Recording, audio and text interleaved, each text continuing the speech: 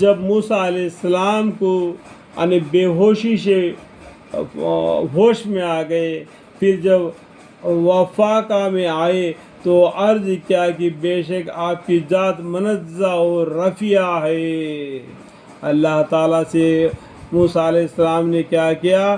آپ کی ذات یعنی اللہ تعالیٰ تو عرض کیا کہ بے شک آپ کی ذات اللہ تعالیٰ منزہ اور رفیع ہے، میں آپ کی جناب میں معذرت کرتا ہوں، اللہم اغفر لی، میں بھی معذرت کرتا ہوں کہ قرآن کریم کے معنی کی تلاوت میں مجھ سے جو بھی غلطی کوتاہی ہو گئے تو مجھے معاف فرمائے، اور سب سے پہلے میں اس پر یقین رکھتا ہوں، سب سے پہلے ایمان لے آئے موسیٰ علیہ السلام نے۔ ارشاد ہوا کہ اے موسیٰ علیہ السلام یہی بہت ہے کہ میں نے پیغمبری اور اپنے ہم کلامی سے اور لوگوں پر تم کو امتیاز دیا کا مطلب دیکھو، آج بچوں کو بھی یہ نام رکھ سکتے ہیں امتیاز۔ تو اللہ تعالیٰ نے پیغمبری دیا اور اللہ تعالیٰ سے ہم کلامی کیے، موسیٰ علیہ السلام نے دنیا میں یہ امتیاز دے دیا۔ تو اب جو کچھ تم کو میں نے عطا کیا، یعنی اللہ تعالیٰ نے جو عطا کیا توریات، اس کو لو اور شکر کرو، الحمدللہ رب العالمین۔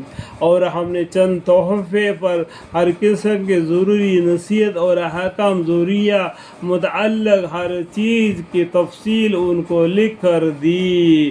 تو اللہ تعالیٰ نے توریات کو ایک ہی مرتبہ جو صحفے ہیں ان کو جتنے صحفے اس میں ہوں گے اس کو ایک ہی مرتبہ توریات میں لکھ کے ان کے قوم کے لیے نصیحت نامہ نور نامہ کر کے لکھ دے دیے ایک ساتھ۔ اور ہمارے لیے یہ قرآن تھوڑا تھوڑا کر کے 203 سال نازل ہو گیا۔ سمجھ میں آیا بات؟ توریات، انجیل، زبور، یہ تینوں کتابیں ایک ساتھ نازل ہو گئے، لیکن یہ قرآن ایک ساتھ نازل نہیں ہو گیا، وقت با وقت تھوڑا تھوڑا کر کے نازل ہو گیا۔ اسی طریقے سے پیغمبر صلی اللہ علیہ وسلم صحابہ اکرام رضی اللہ عنہ کو زندگی کے حالت بدلتے گیا، یعنی اس کے ساتھ ساتھ ان کے ساتھ زندگی بدلتے گیا۔ یہ 303 سال قرآن شریف نازل ہو گیا تاکہ تم کو اس کے ذریعہ سے قوی طاقتور بنا دے۔ سمجھ میں آیا بات؟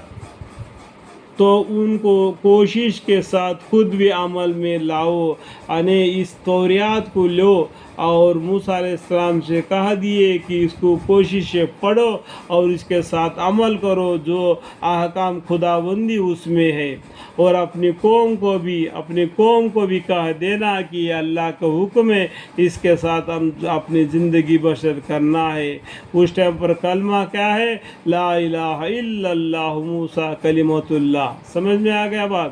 حکم کرو کہ ان کے اچھے احکام پر عمل کرے۔ میں اب بہت جلد تم لوگوں کو ان بے حکم کا مقابلہ دیکھتا ہوں۔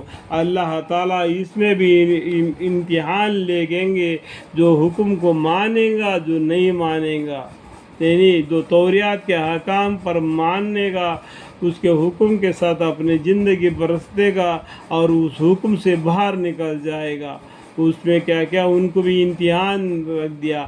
آج ہمارے لیے بھی قرآن ایک امتحان ہے۔ جس نے اس پر یہ توحید پر جو ایمان لایا وہ مومن مسلمان ہے، جس نے اس نے تکبر کیا اور گھمنڈ کیا وہ کافر مشرکوں میں سے ہے۔